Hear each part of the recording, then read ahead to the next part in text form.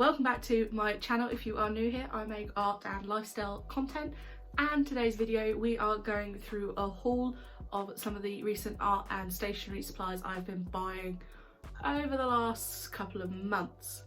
With lockdown, it's led me to be more creative and get back into the swing of my arts and painting side. So yeah, I wanted to just show you some of the things that I've picked up and maybe you might be interested in them. If you are, I will leave links for everything down below. And if you enjoyed this video, don't forget to give it a thumbs up, and if you love it, don't forget to sub it with that red button down below. And let's get into the video. So the first thing I wanted to go through was some of the sketchbooks and papers I've been getting over the last couple of months. The first one being the first sketchbook hardback I have bought ever, I think, and that is this sketchbook. This is the Strathmore mixed 500 series mixed media paper. So yeah, just a mixed media sketchbook. I think it was like £32. It's blooming expensive, but really nice quality paper, sort of this ivory tone, not quite white. I've been using it to do some painting in and sketching. This is going to be my portraiture sketchbook, and I'm quite happy with it so far. The paper's really nice. It picks up water. I've been using gouache in it at the moment, and picks up the paint really well and doesn't sort of bow the paper too much. I will keep you up to date, and you'll see this a lot more in my channel. Having bought that sketchbook and then the Artex gouache paints, I decided I wanted a smaller sketchbook with a bit of a better paper quality for doing some sort of maybe like some landscape studies whilst out and about. So I picked up this Moleskine watercolour sketchbook. It's really nice and small, perfect sort of size just to fit in my handbag, with a small watercolour set. Like I said, the paper is much thicker and is more of a textured paper. It also has a little pocket at the back, but so far pretty happy with it. It's a nice sketchbook, and I like that it is also a landscape opening, so it does really encourage doing some landscape painting. Having bought those, I then went into Hobbycraft and they had a bit of a sale on, and I just got a little carried away, so I picked up 3 more sketchbooks, all different ones. I didn't pick up anything I already had, so I picked up a A4 watercolour sketchbook from Sea White of Brighton, 20 sheets, 40 sides of paper, and I just wanted to use it to do some test watercolours and things like that, and I don't have a ring bound one that is a bit easier to take around with you. The watercolour papers, yeah, you have to pick out one piece of paper and they're just a bit awkward sometimes. So that was the biggest book of A4 I bought. I then picked up a little sketchbook. Again, I love this sort of size sketchbook because it is so convenient just to throw in my rucksack or my handbag. This one at the moment I've been using it at the side of my bed for any doodles and ideas for designs that I'm trying to come up with coming into Christmas. So I've been doing a bit of colour work and some sketches in here. But yeah, this is just a all media sketchbook, so it works with paint, not the best with paint, but it's a perfectly good sketchbook. And then this, I couldn't resist. I have no idea why. It is just so tiny and so cute, and it was like £3. So this is the also Sea White of Brighton, but this is the watercolour postcard set. So there's 350 GSM watercolour paper in here, and it said postcard set and I thought that meant like just postcard size, but actually every piece of paper has the postcard marks on the back, so I can actually do little watercolour paintings and send them as postcards, which is really cute. and I haven't touched them yet because there's only 12 in here, so I don't want to waste them. We have the Posco paint markers. So I was really interested in these. I've seen lots of artists using them on Pinterest and Instagram. I bought too many to hold. I need to find a case or something to carry them in. These are all the 3mm pen tips. They're bullet tips, and so far I've had nothing but fun with them. They don't work the best on paper. I believe there's a certain type of paper you need to buy. They tend to churn up your paper if you put on too many layers, but I'm liking the colours and they're really fun to play with, and they're really good to do on different surfaces. So if you'd like to see a video in the future of me using these, maybe we can find out what surfaces they can and cannot write on and remove permanent. But yeah, these are really cool and I'm pretty obsessed with them. So over here we have a shop called Hobbycraft, which is where I got a lot of this stuff from, and I have been interested in alcohol markers for a while now, since I've been watching Jazza on YouTube. He's a really cool artist. He swears by Copic alcohol markers. So the Copic was so expensive, I just wanted to try something a little cheaper. So these are the Winsor & Newton Pro markers. So this is a 12+1 set, so there's 12 colours in there and a blender. They are really firm tips. There's no flexibility in the tips. There is a bullet tip and a chisel tip, but the colours are really nice and the smell really strong of alcohol, which I don't know why I didn't expect that. I have quite enjoyed playing with the colours, but I then, having used them on paper and realising they bleed like through 4 layers of paper. It turns out you're supposed to get your own paper designed for alcohol markers. So I hopped on Amazon and picked up the Winsor & Newton Pro Marker paper. So there's 50 sheets in here and it was like a £5. So I'm really not bothered about that price. And this definitely stops the paint from bleeding, which is really weird. The paper is coated because it's no thicker than your average printer paper. It might even be thinner, but can withstand the Pro markers. So there will be a video later on in my channel, probably next year, it's getting so close to the end of the year, where I'm going to have a go with the Pro markers and do some illustration and give that a whirl and see how I get on, and then maybe invest in the Copics later on. But I'm not sure if the alcohol markers are the way for me. I'm more of a painter than a marker person. Over the last few months I've got back into lino cutting. Having done more research, I found out that I don't have to use all of my strength to cut linoleum. You can now get like rubber, soft carve stuff, which I had no idea. And there's also a thicker version that is a soft carve for stamp making. So I decided to pick up a couple of those. So as you can see, I've already got started. They are this thick, they are flexible, they're really easy to carve. My wrist and hand thanks me for not having to carve linoleum anymore.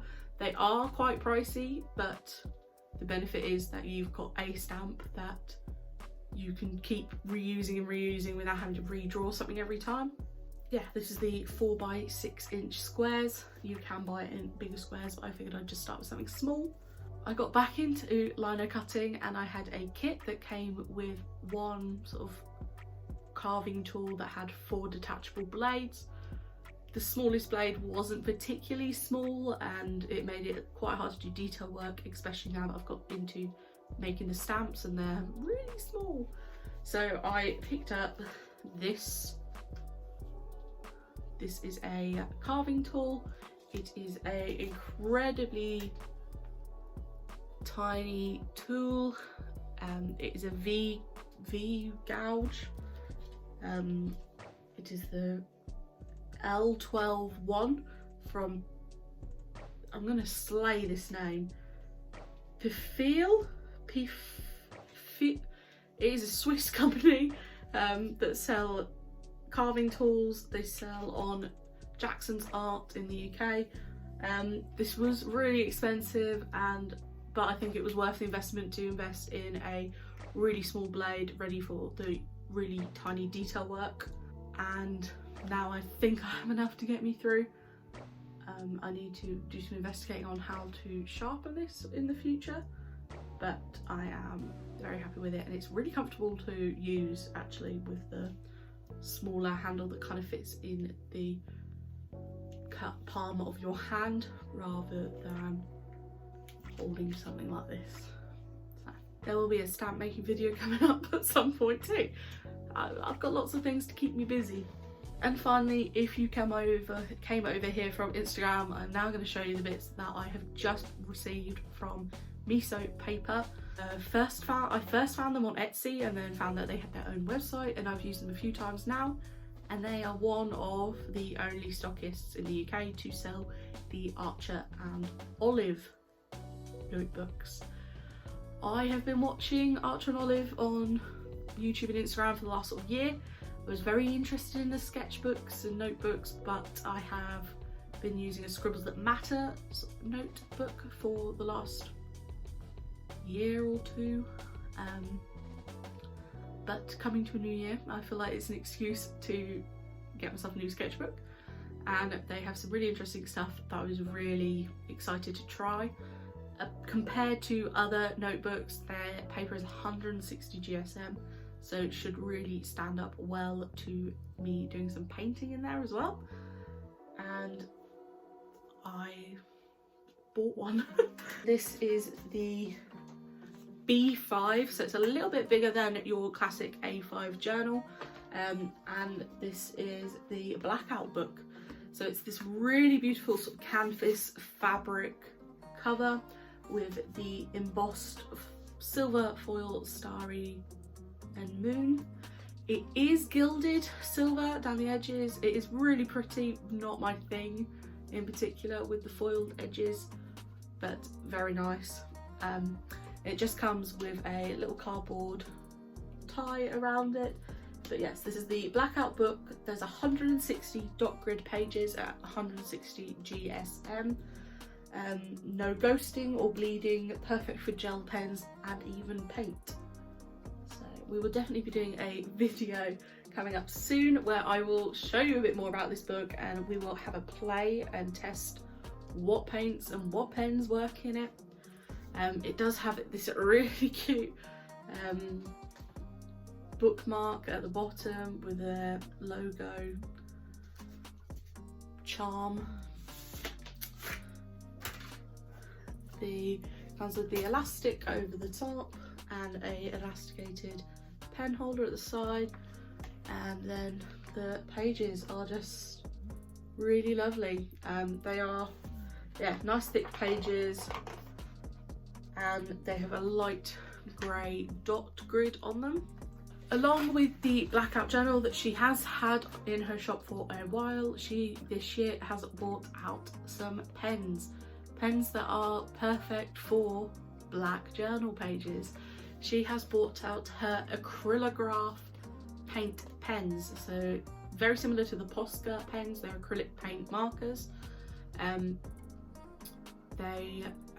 She has 3 collections. She has a dual colour, a tropical colour and a primary collection. So I went with the dual colour, obviously, because who doesn't love dual colours? You have a white in this set and a blending pen in this set, and then your colours.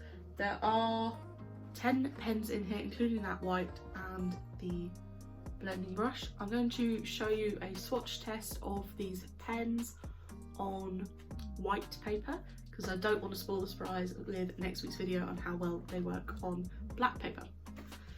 So they are like your classic paint pens. You have to give them a really good shake before you start. Then the idea is to push down the nib until the paint starts flowing. These nibs are really interesting. They're very firm, almost plastic nibs. They actually come with 2 replacement nibs in the box. So if they ever get damaged, you can just swap them out. They are really nice to write with. These are the 0.7 mils, and she also has a 3 mil collection of each in the shop as well. I would like to get some 3 mil ones to do some bigger sections of colouring for maybe next year. They're really nice finish to them. They dry pretty easily, and the colours are just gorgeous. I'm very interested in getting maybe the tropical set as well. I thought I would be more into the jewels and the darker tones, but sometimes you just need a little more colour and a bit more of a pop. So that's what I will be doing in the future. Finally, thanks for sticking around. We've only got 2 more things left. Because I've picked up this black sketchbook and it said it worked really well with gel pens, I was like, I figured I had to buy some gel pens. I hate gel pens. I don't use gel pens. The only time I use gel pens is usually for like white pens because they show up so well. So I had to take the plunge and buy gel pens. They smudge so quickly and easily. You have to be really careful the way you use them, and I'm impatient. So I had to get some gel pens, and actually picked up jelly rolls, which I have never used before until today, and I am very impressed, to say the least. So I picked up the Brilliant White, or Bright White pack. There's 3 in here with 3 different tips. So there's a fine, a medium and a bold. I'm very impressed with how bright white these are. You won't know until next week because these are for black paper, obviously. You won't see them on the white paper, but I've already had a play with them, and yeah, the colour is really good, but more on that next week. And these ones, which I have swatched for you, are the Jelly Roll Moonlight. So having looked at some videos on YouTube already, people have been buying the Moonlight collections and they were so neon and metallic and glittery and just not my style at all. And then I saw these on miso paper and they're gorgeous. They're this really nice sort of, they have got like a couple bright colours in here. I don't know how to describe this collection. It's got almost like a vintagey sepia and greys down at the end, and sort of a brownie beige. Then you have these sort of this bluey purple to green collection, so nothing too bright and some really nice colours in there, and I'm really impressed at how nice these are. They are fine tips, a little bit bigger than the fine tip in the white. They're 0.35 mil. I tend to use sort of maybe a 5 mil on a 0.5 mil when I'm sketching fine liners. But I'm quite impressed with how good the colour is on these, and they dry fairly quickly and they're very smooth to write with without patching up too much. So yeah, I've spent lots of money over the last few months, and I've been getting very creative in my lockdown time off. I hope you guys have been too. If you are interested in any of the products that I've just shown you today in this haul, the links will be below in the description. Next week we will be taking a look at that black paper in way more detail and having a go with some painting, and I will see you then. So if you enjoyed this video, don't forget to give it a thumbs up, and if you loved it, don't forget to subscribe down below, and I will see you on the next one. Keep safe, keep smiling, bye.